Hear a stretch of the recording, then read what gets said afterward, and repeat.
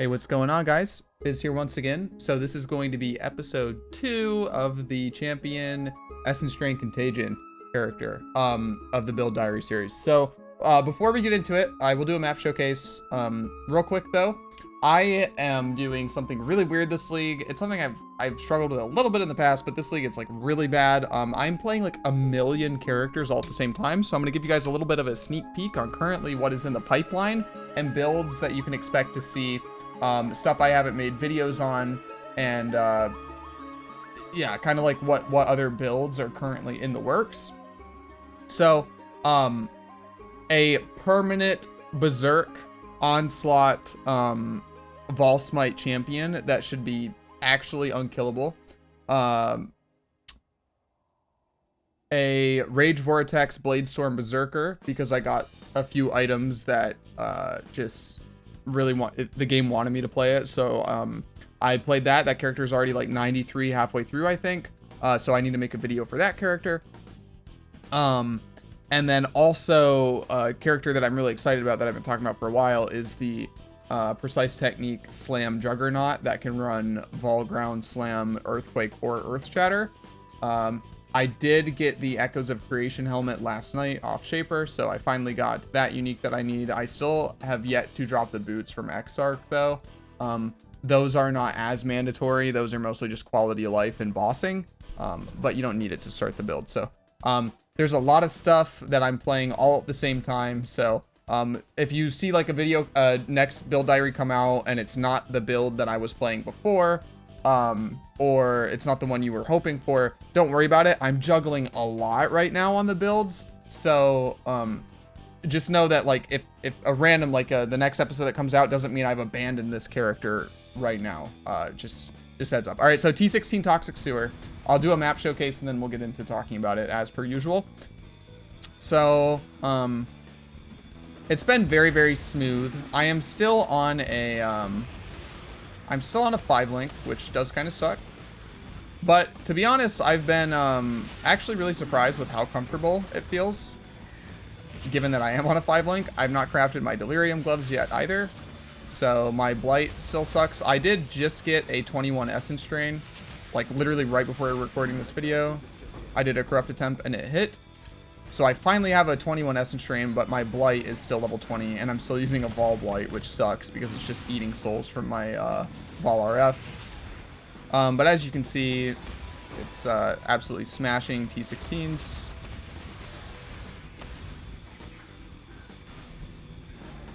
The bosses, I wouldn't say, they're not like uncomfortably slow or anything. You know, it's fine. Given that it is a 5-link and my Blight is still level 20, and there's so much, it feels comfortable enough. For general mapping, it's actually quite fast. Map bosses are not painful, I would say. On like a Chaos Stop build, it's always going to be a little bit slower, you know, than like higher DPS builds, but it's honestly really smooth. And with how tanky the build is, you guys will notice that my HP literally never moves except when I make it move, right? So it's actually been really fun. You move really fast, you map really fast on the character. Just, you know, permanent onslaught basically with onslaught, a bunch of onslaught effect and adrenaline, with also getting move speed on the tree makes it so you just kind of zoom. So yeah, that was the map showcase. It was pretty fast, pretty painless. So I guess first thing we'll go over is that what you just saw was a pretty comfortable T16, I would say. However, I'm running a scuffed cluster jewel setup. My cluster jewels are not perfectly crafted yet. I do not have my Delirium gloves yet, so that is a extra link that I don't have on my Blight. My Blight is still level 20, not level 21. And I don't have a 6-link yet, so there is a ton of damage still on the table. Also worth noting that I POB'd a bunch of stuff, and I decided I'm dropping Wither Totems. I just don't, the playstyle is too cancerous, and I'm pretty confident that I can sustain 15 Wither stacks without them, even though Spreading Rot doesn't exist anymore. And that is because Withering Step will put on 7 Wither debuffs the first time the enemy enters the area, right? I don't remember how much you get for getting the Anomalous Wither Step. It may not be anomalous, it may be a different alt qual. But you can get an alt qual that gives it like +1 or +2 to the Wither. Anyway, the point being is that I should be able to upkeep max Wither with no problem while bossing by just popping Wither. My Wither right now lasts 5.6 seconds, but it's worth noting that there's still a good bit of duration, like skill effect duration on the tree that I have not yet grabbed. Part of that is my cluster jewels not being appropriately rolled yet, and part of that is that I currently have not clicked the increased skill effect duration mastery as well. So right now the Withered is lasting 5.6 seconds. You'll notice that the cooldown on Withering Step itself is 3 seconds. So getting the alt wall to make it so it will hit 15 stacks, because right now 7 times 2 is 14, right? I'd be missing 1 Wither stack. So getting an alt wall on that to get higher Wither stacks, and even just getting more upfront damage on the first cast of Wither will help, well, like for map bosses, essences, and just general mapping against tanky monsters. You know, like getting like 9 Wither stacks on the first cast versus 7, it would help. So that helps the build in a lot of ways. First off, it means we don't need to run unset rings, which is huge, because that means we can now run Vermilion rings and or, you know, Amethyst rings. It also means that because we can run more resistance on rings, that technically we could fit in a Death Rush if you wanted to, though lately I've been preferring to map without the Death Rush, as I have no issue sustaining pretty much 100% uptime on Adrenaline. The only caveat is sometimes I will let Adrenaline fall off right before getting to a map boss to guarantee that my Vol RF will be up for the map boss. But yeah, it's been pretty comfy. There's still a ton of stuff to work on in the build. And I have killed a few Exarchs, and I killed Shaper last night on this guy, and it was incredibly comfortable. Shaper was a little bit pain champ, but it was mostly pain champ due to him just like not giving me uptime. Like he was being a very bad Shaper. But for the most part, everything's been really comfortable. Mapping is a breeze, and the bosses, like Exarch it wasn't super fast. I think I had to do 3 or 4 ball phases, maybe 3. I think it was only 3. But this character, if you suck and you get hit by all the balls, you can't take all the balls, but you can take a lot of balls, especially since I ended up reworking the POB. So I'll get in this now. This will be officially the future changes. Normally this is towards the end of the video, but I'm going to put it at the beginning since I've already been talking about stuff that I need to craft. So I did get the chest piece worked out. I do have my Malevolence aura effect, and I do have my Frenzy Charge gain, so you'll notice I permanently sustaining that. I guess I'll talk about the Frenzy Charge tech real quick too. So for bossing, we obviously sustain max frenzies. It means we cast really fast, so we can get to max stacks of Blight and keep it there faster, and then general comfort when casting Essence Drain, since the cast time on it does tend to be quite slow. Do note that when you have Adrenaline up, it is even faster. So now that we've procced Adrenaline, you'll see how fast it's ticking on Blight, and then ED is just very... If I hold down left click, you can move quite fast after casting. So, obviously a ton of defensive layers on the build, but that's how the frenzy works. Now, you may be thinking, well, if you're getting a frenzy charge every 15 seconds, doesn't that make mapping awkward? Well, no, because we're, enabling the tech via overcharge, which basically gives us a 12% chance anytime we kill something to get endurance, frenzy, and power charges. Which means at the beginning of the map, the very first pack you hit is going to cap out your endurance charges and your frenzy charges. So you don't really need to worry about it while mapping. It'll instantly be at max, and anytime you enter a single target situation, they won't fall off, is basically what that means. Now, I do only have 1 endurance charge on my ring right now. I still think that endgame, the play for me would be to have 3 endurance charges just crafted on my accessories. But for mapping, you will always have 3 because you get, you basically get them guaranteed on kill anytime you kill a pack, and they have a 20-second duration, so it's not really going to fall off. But right now, in a bossing situation, I only have 1, and it's been pretty fine for the most part. So aside from that, future changes with the build. So I POB'd a tree that is relatively different to this tree. Basically, I drop everything you see here, all the passives you see here, all the way up to Entropy, and I actually drop Graceful Assault, which does suck. It does really suck. However, when it comes to a single target situation, you're not getting that armor and evasion from the Onslaught. You're basically just losing Onslaught effect, and it means that instead of chill immunity on my boots, I have to put Onslaught on kill. For the most part, it's not that different. It will mean you like move a little bit slower through maps while mapping. However, what this will enable is because the reason, I guess, that I'm not pathing this way is by dropping these passives here, everything up to this damage over time passive, all of this, and dropping Thick Skin and Graceful Assault, and then just linking the tree up the top, it saves me a few passive points there. That enables me to path Master of the Arena down to Golem's Blood to get the life mastery that I'm missing from dropping this.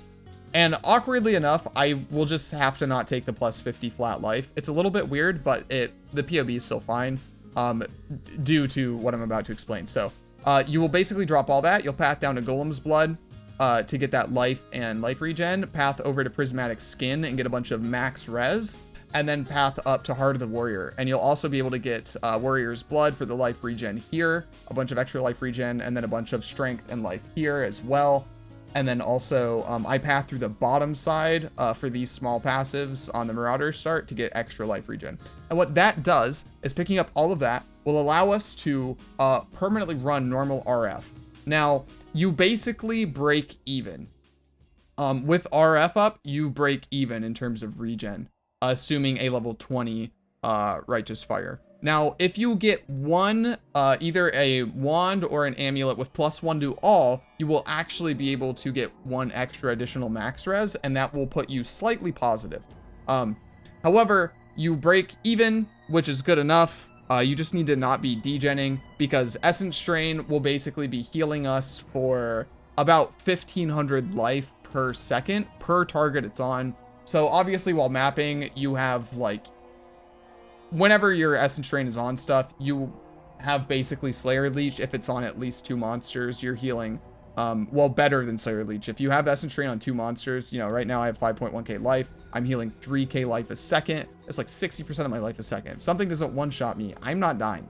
And that's with RF on, by the way. So like with RF off, like if you turn that off for something, you would just be like your HP. It would be like playing an RF build, but without RF on. So that allows us to be able to run permanent RF for a massive 39% more damage multiplier, which is huge. You should be able to like very comfortably sustain it while bossing and everything. And then either, like I said in the last video, you have 2 ways to turn it off during a boss. If you currently do not have Adrenaline up, when you pop Ball Righteous Fire, it will still put you to low life and proc Adrenaline, which will remove the burning debuff from you. But like, let's say you want to turn it off for Exarch Ball phase, maybe you would just have a Dowsing Flask, the same way you kind of like boss on Righteous Fire. Since especially now, like Maven beams completely turn off regen and whatnot for the full duration, and like Life Flasks don't work, so you need to run a Dowsing Flask for RF. It'd be the same case here. You just basically roll probably like your Ruby Flask for Exarch, since you should be bossing with a Ruby Flask when you kill Exarch. Just roll that with Dowsing, pop it at the beginning of the ball phase. It doesn't matter. But yeah, that's how you would boss with it. Just turn RF during invuln phases where you feel like you want the, you know, the extra life regen, and you should be good. So that tree does result in a decent amount more damage. I would say about 20 to 25% more damage. I think it may be a little bit more than that, but that's about a 20 to 25% damage gain, I would say, over the current tree. And obviously it is tankier. Now you do lose a small amount of life. The life for the most part stays the same. I think you lose like 50 life overall or something, so you're at like 5.7k life without catalysts on Vermilion Rings. And actually that POB was done with an unset ring, I think, too, so your life would be even higher than that. You'd be able to comfortably still hit 6k life, which is no problem. But you'd also have Prismatic Skin, right? So you have +2 all max res. Obviously you're still spell sub capped, so the character is incredibly tanky. So that's the kind of like future changes planned for the build. I did get a Purity of Fire up to level 20, and I tried to 21 it. It did not hit, so I'm just leveling another one, simply because it went into a Vol Purity of Fire, which, again, I don't want my souls being eaten by random Vol skills I'm not going to use, so I'm just leveling up a new one. And it would be replacing Skitterbots, by the way. So you'd be replacing Skitterbots in your item with a Purity of Fire. They are both a 35% reservation, so it just slots in 1-to-1. The only thing you're basically missing from this Obviously, by running full RF all the time, you don't really care about the shock because the RF is infinitely more damage than the small shock effect. But you do lose the chill. So technically it's slightly more dangerous, I guess, while mapping. Monsters will move slightly faster. The chill on bosses isn't too much. It's like it's maybe a 10%, 8% chill or something. It is slightly noticeable, but it's not really that big of a deal. But that is something that you are technically losing by using Purity of Fire instead. Alrighty, so that is all the future changes for the build. So what has changed from the last video? Let's get into it. Well, the character is about halfway through 93. I haven't played him that much. You'll notice the big thing is that I'm now no longer spec'ing to the left side of the tree. I am only on my cluster jewel setup now. So we are completely out of everything. You'll notice that I do not have Corruption anointed simply because it's double black oils, and I've not done a lot of Blight, and I've been greedy, and I don't want to anoint my current amulets because I basically need exactly what you see on this amulet, but on a different base. I need it on a negate amulet because I need int. There's a lot of stuff right now I'm doing to get int, like using this jewel, which is okay. It does have damage over time multi, which is damage, but it doesn't have life on it. And using jewels that don't have life in hardcore is pretty unoptimal, right? However, I needed the int from this because I did a dumb thing and I was very greedy and used a very high base via Opal Wand to get an additional 5% spell damage per wand, 42% instead of 37%, I believe, on a lower base. But the int requirement you'll notice here is 212, which is ridiculously high. On other wands, it's like 160. So I kind of shot myself in the foot with that. I wasn't too concerned about it at the time. I did think about it, and in the end, I greeted it, and I should not have greeted it because it has made gearing a little bit uncomfortable. You notice that I'm also using this 2-stone simply because I need the int, which does suck. It's made gearing a little bit complicated. It's unfortunate, but it is what it is, I guess. I put myself in the situation, and obviously I have already meta modded these, so both of these wands have 2 divines on them each, which in SSF, I mean, I've gotten a lot of divines this league, but I cannot just be running around, you know, spending 2 divines willy-nilly every time I want to change something. So I am kind of stuck in this situation for the time being. It's not that bad though. If this build was to be played long term or longer term, you would still want to try to okay, since you're dual wielding wands, it's really hard to get both, but you would probably want to try to craft at least 1 +2 wand. Though crafting +2 wands in current PoE, just thinking about it kind of gives me anxiety with how bricked crafting is now. But it's probably still worth it. I imagine the best way to go about it is just to get a +1 to all and then go for fractures, and then hope you hit it. I mean, that's really all I can think of to really get a +2. That being said, it is worth noting that if you got a wand with just +1 to all, that it is significantly better than just a +1 to chaos, since +1 to all will also level up all your auras, excuse me, and everything anyway. So it would still be really good in that sense. But yeah, like optimally, I think getting like 1 wand with a +2 on it would be really cool. Not mandatory by any means, but if you got 2, like if you're playing this in Trade League and you got 2 +2 wands, you would be cracked. You would be dealing so much damage. I think my POB with 15 Wither up, which I've just confirmed is sustainable, was like a 4.5+ mil DPS on a 6 link with the Delirium gloves and whatnot. But that is a lot of damage for Essence Drain, you guys. That is a lot of damage. Now that's that is with max stack Blight as well. So you do need to ramp to that damage, but with how much cast speed you have and how much skill effect duration you have, it should be no problem. Anytime you have uptime on the boss, you should be getting to 20 stacks relatively quickly. So aside from that, on the tree, not a whole lot has changed aside from me pulling out the passives here. We're no longer in mysticism or anything like that. Basically, I grabbed all my spell sup nodes. Funnily enough, I am at 98% spell sup, but it is what it is. I don't want to spend 1 passive to cap it off. It's close enough, and then while mapping, my quartz flask is up, so I'm capped anyway. It doesn't really matter. So we spend those points pathing over to Overcharge, which I already covered before. We do this to get the Charge Duration Mastery, which allows us to just permanently sustain frenzies without worrying about it. Now, technically, if you did get a really, really high implicit tier of this, it would need to be the second to last one. You'd need to get a Frenzy Charge every 11 seconds with this Frenzy Charge Duration travel node here. This would make your charges last 12 seconds. So if you have a refresh on 12 seconds and duration of 12 seconds, it basically comes down to the server tick on whether or not you will actually get a charge or not, or it'll drop it, which is obviously incredibly unreliable and not sustainable at all. So you would need to gain a charge every 11 seconds, which is pretty hard. You will have to farm a bunch of Orbs of Conflicts and basically just try to 50-50 it up. But if you did that, you could technically grab this instead. And then with the passives you get here, this is 4, 5, 6 passives. So you could grab, Path through the bottom here and grab Frenetic and the Jewel Socket. However, once you swap to the RF tree, that's not really an option anymore. And then the awkward part is that if you want Fervor, you have to spend an extra travel point here because this side only gives evasion. The duration is on the other side. So while technically still possible, it would be 3 passive points here instead, and this is 6. So it would probably still be worth it. You would just have to, you'd have to decide if you want the easy endurance charges and stuff. I mean, once you get your endurance charges on all your accessories anyway, then this doesn't really do anything for you except helping you get your frenzy charges faster at the beginning of a map. However, if I could just take this and sustain, it would be worth it anyway.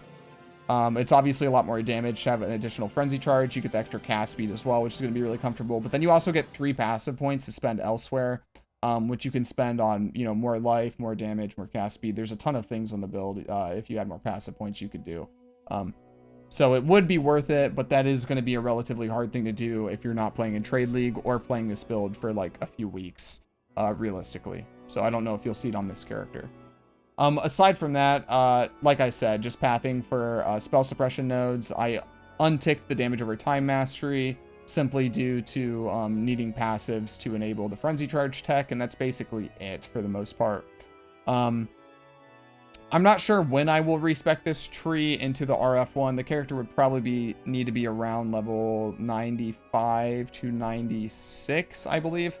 Right now, I don't feel super pressed to do it though. Yeah, I just don't feel super pressed to do it. And I am incredibly broke. If you look at my tab, like, I am broke. Simply because trying to play, like, 5 characters simultaneously while crafting gear for all of them is actually, believe it or not, ridiculously difficult. So, scraping bottom of the barrel most of the time. Just kind of, like, cycling what character I play by the day and then just focusing all my efforts on that character for the day. Which obviously makes progress slow, but... all the characters are progressing at a relatively decent length. It's just stressful and hard to keep up with it all. It is fun, though. Aside from that, I guess we'll continue. The cluster jewels. So, I got my 8 passive chaos damage cluster jewels, so I actually got 2 of them. So I do have a backup as well. So I have 2 8 passive chaoses. So right now I've just got increased damage with Unholy Grace and Wicked Paw.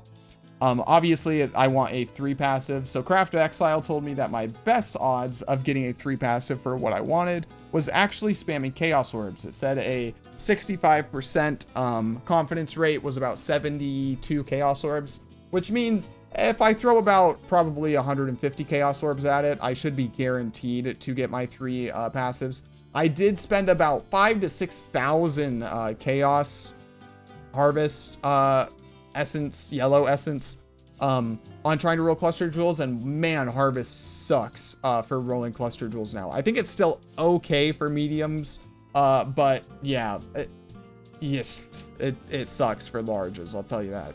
It was very uncomfortable. I'm very sad that was multiple days worth of Harvest juice just gone.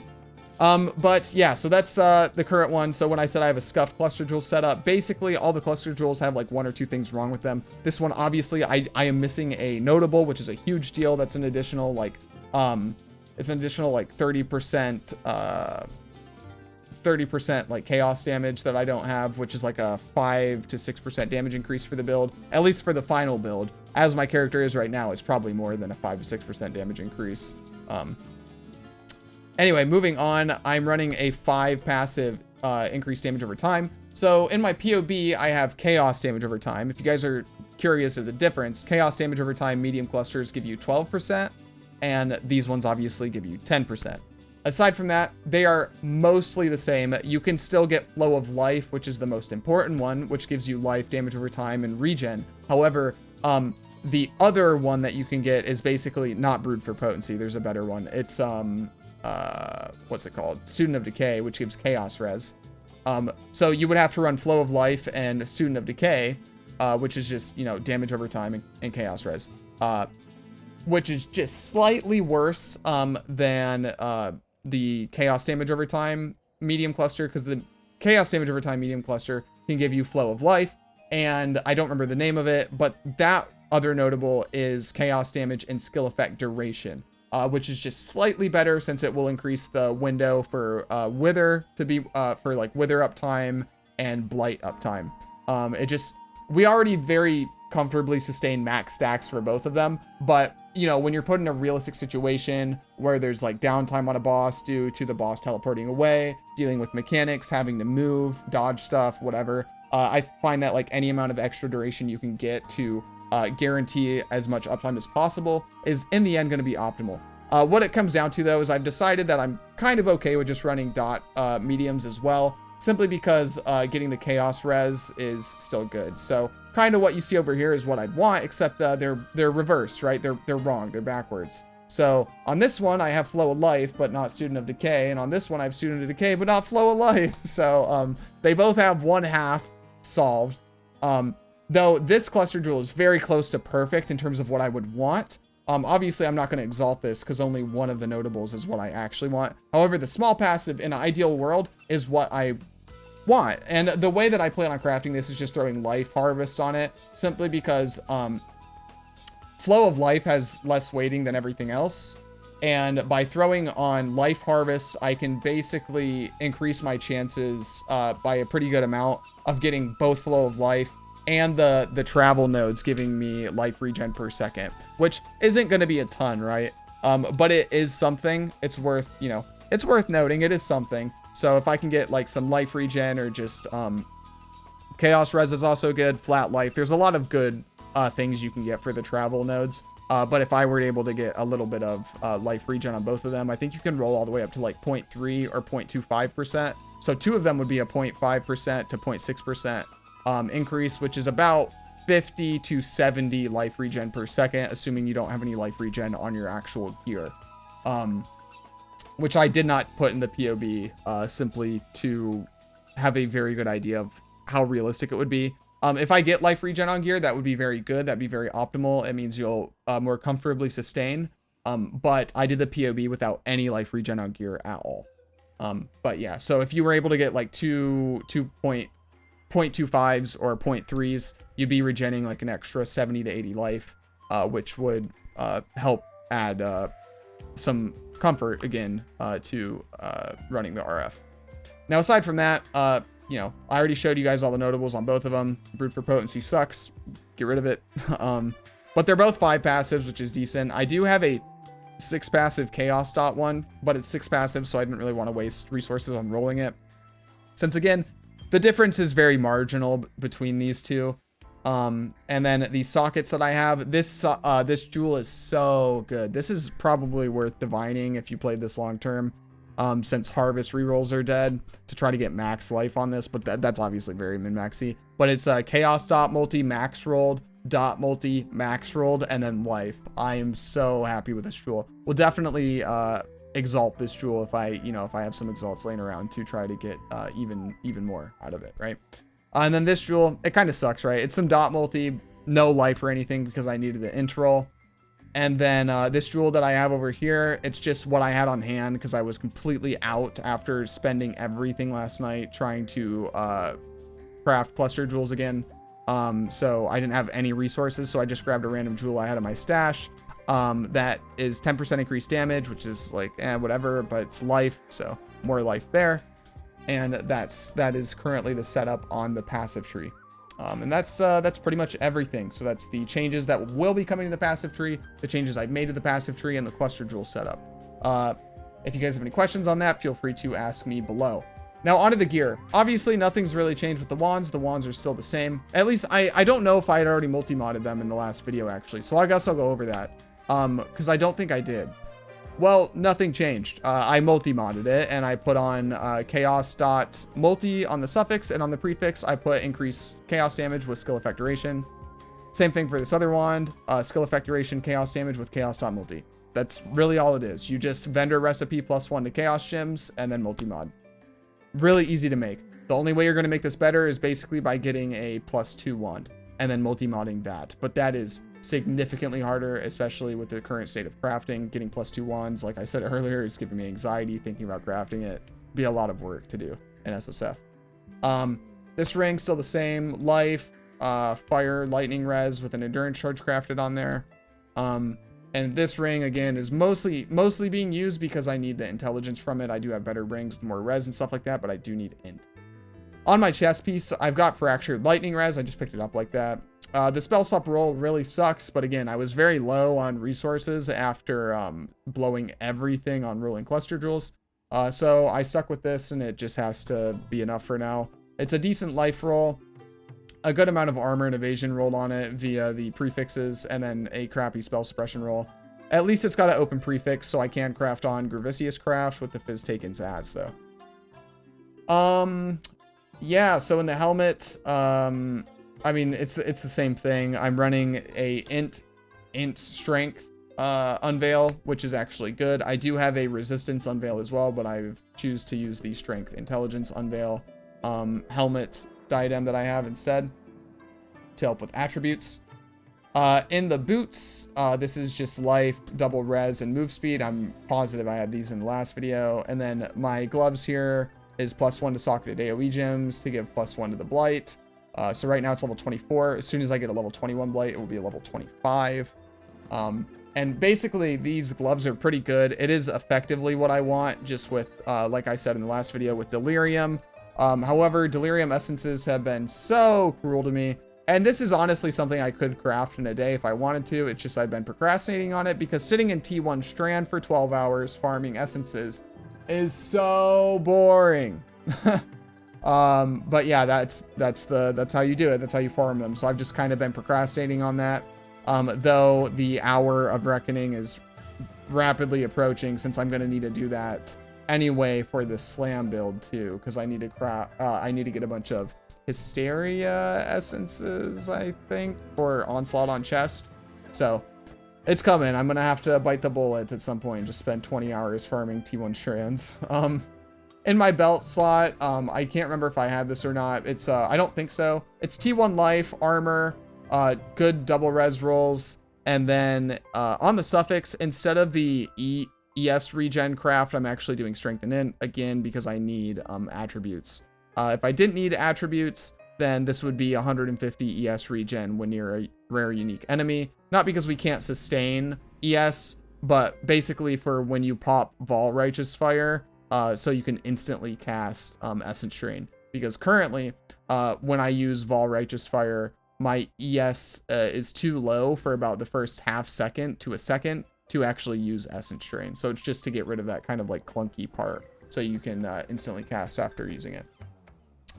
Aside from that, again, this amulet is honestly, it's pretty good. It's decent. It's T1 life and +1 with an open suffix and a res roll. It is pretty good for what it is.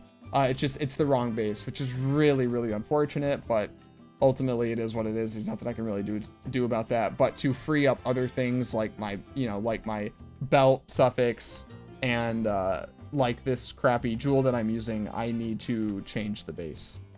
So it's unfortunate, but that's how it is.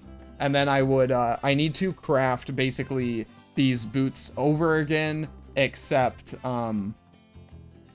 with spell suppression on them. Because right now I'm only 2% short of cap, sure, but I'm going to be dropping resourcefulness, which means I'm going to be down 8%. So I'm going to need a 12% spell suppression roll. Again, I could literally, if I got a T1 roll on this, I would still be sub cap. Because T1 is like 22% or whatever, 23%, whatever it is. I would still be able to cap suppression that way. But Ease of gearing, these boots aren't anything crazy. It's just 2 resist rolls in life, you know what I mean? So I think just when I drop resourcefulness, I'll recraft another set of 2-tone boots with spell suppression on them as well. And then I'll cap, you know, stuff that way. So those boots will need to go at some point. The jewel that I'm using inside of my Stygian, by the way, is a +10 dex int. The int is nice, but it's actually a good jewel outside of that because it's life and increased damage over time while dual wielding. So 3 beneficial stats on a hypnotic jewel. I'll take it. They're not the highest rolls, but they're pretty good. Tier 2 of the damage over time, tier 1 for the attribute, and tier 3 for the life, respectively. Moving on to the links. Right now, I'm using Essence Strain, which again is level 21 now, so it's level 24 total.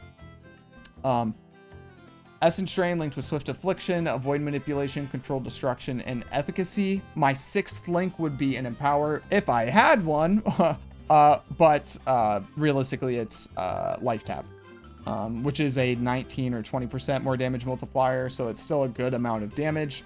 Would help a lot. But Empower is obviously the best. Only marginally so, though, funnily enough. Yeah. I think it was like a 1 or 2% damage gain Empower was at level 3 over Life Tap. You don't get a good amount of damage out of it until level 4, which is unlucky. I'm not sure how it works with Blight though. And I think what I will be doing is, like I said in the original video, I think swapping the links around for bossing. This is not what I did, by the way, when I was doing bosses. But when you have your full setup, I think swapping them around is optimal. Because like right now with Delirium Gloves, they're both effectively a 5 link. It doesn't matter. But once you actually get a 6 link, I think putting the Blight in your 6 link instead is going to be more damage on bosses, and putting Essence Strain down here just because Blight does so much more damage than Essence Strain when it comes to single target. But yeah, so for right now, I'm using Withering Step in this open socket here, just because you'll notice that I've colored the chest piece as well. What I did was I got like 4 or 5 off colors, and then just for each it, and I happened to hit 3 whites, so that's very cool. In the helmet, again, Vitality, Malevolence, Determination, and Skitterbots. My Determination actually hit level 21, which is really cool. It's the first time in a while that my R is actually leveled up. I flipped the Skitterbots just because more minion move speed. Who cares, right? They'll move a little bit faster. Should be a little bit of quality of life, nothing else. Aside from that, though, this will be changing to Purity of Fire, obviously, once you do the respec. I talked about that earlier in the video. In the wands, I have Despair linked with Flame Dash and Righteous Fire. Obviously, none of this needs to be linked. And then boots, Molten Shell with caster damage taken, a 10-1. I have Wither here just because I was leveling it up in case I decide to use it. But again, I think I'm pure just Withering Step at this point. It saves gym sockets and all sorts of crap like that. Which basically means that once I get a 6 link, Withering Step just goes here. I just didn't, again, I'm broke, so I don't want to recolor stuff. So I just left that in there for now and put Withering Step in the white socket. But basically, yeah, Withering Step would just go here, and then this would be my damage support. And then you have Defiance Banner, which, by the way, I need to flip this. So I will do that as soon as this video's done. Then I'm running a Contagion. All my gyms are flipped at this point.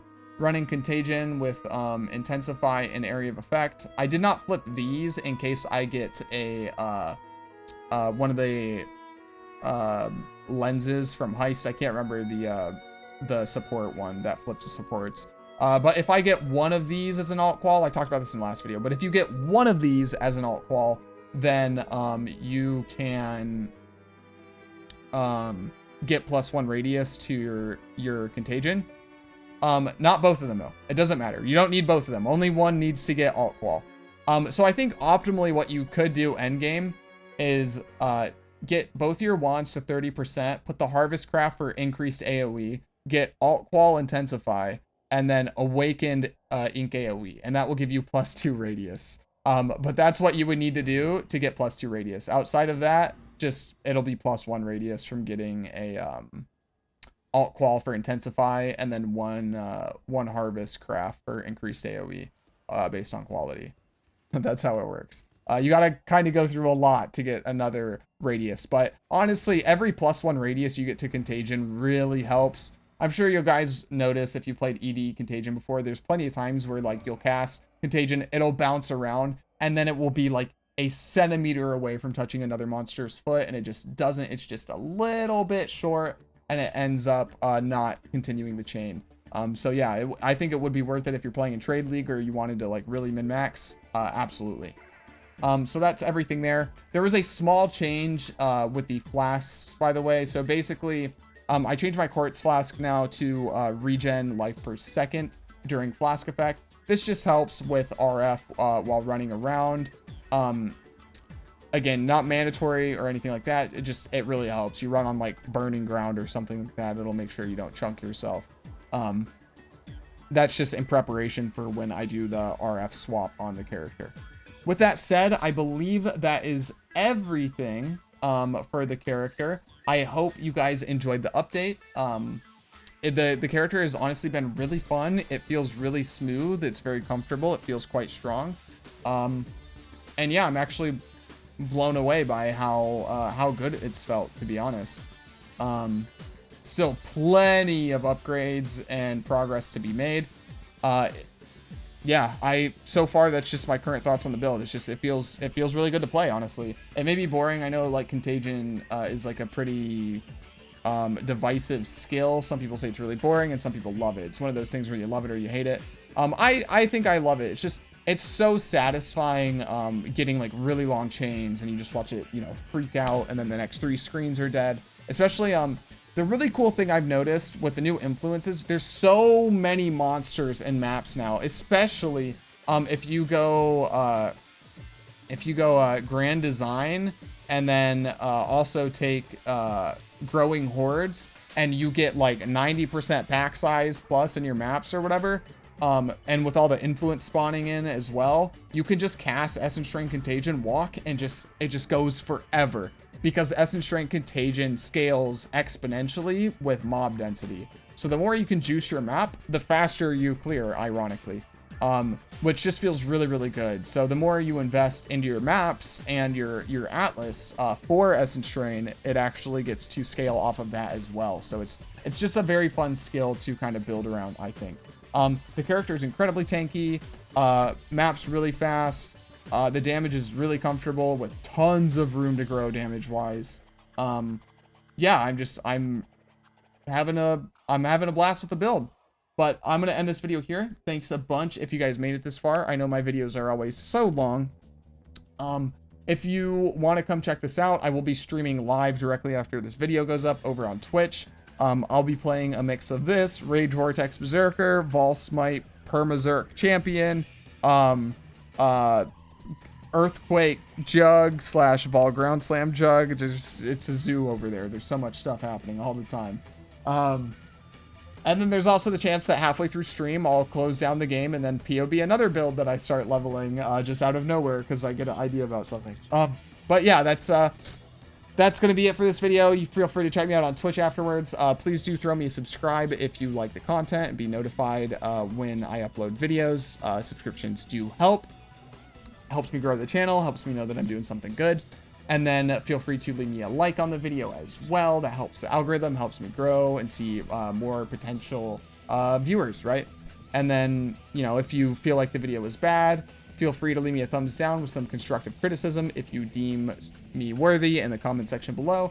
And aside from that, I also have a Discord where we talk about PoE and other games all the time. I'm very, very active in there. You can also go in there for free build help.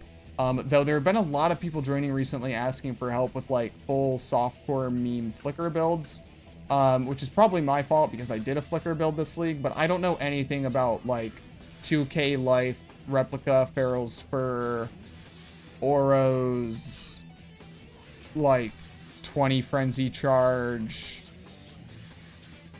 flicker. I can't help you with that. I'm sorry, but build help for other stuff. Feel free to join and I'll help you there. It's all free and I'll pretty much always available when I'm not asleep or streaming. And then finally, Twitter, follow me over there if you want to. And yeah, that's everything. Thanks a bunch, guys. I appreciate you. I hope everybody had a good New Year's, and I will see you in the next video, which will be coming out tomorrow, and that's going to be the Rage Vortex Bladestorm Berserker. Bye, guys. Take it easy. I'll see you in the next one. Bye.